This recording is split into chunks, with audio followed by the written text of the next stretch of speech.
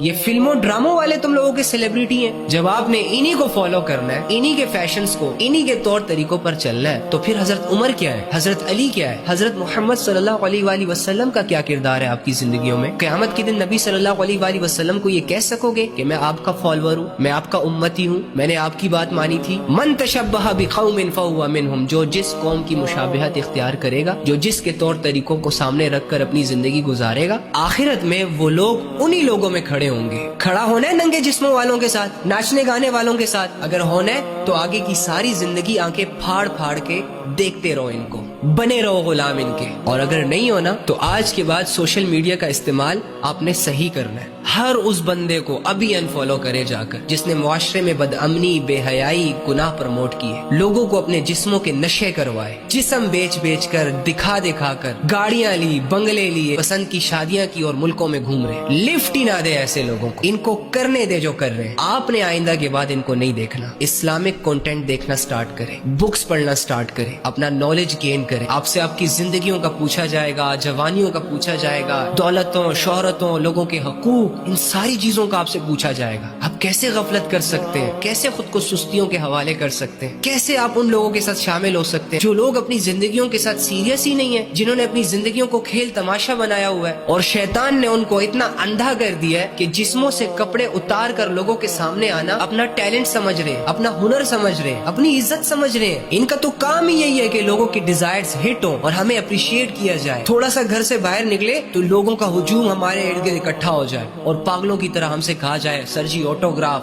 سر جی selfie, سر جی یہ, سر جی وہ. انہوں نے اپنا سٹیٹس, اپنی زندگیاں بنانے کی خاطر ہزاروں نوجوان, ہزاروں لڑکیوں کے دلوں میں بے حیائی کے بیچ بوئے. جو لوگ بھی آپ کو آپ کی آخرت کی طرف آواز دے رہے ہیں, ان کی آواز پہ لبیک کہیں. شیطانی لشکر کا حصہ بننے کے بجائے آپ خود ایک گروپ بنائیں جس میں قرآن کی ڈسکشنز ہوں, آخرت کی ڈسکشنز ہوں. ایجوکیٹ کریں کچھ لوگوں کو آخرت کی تیاری کروائیں.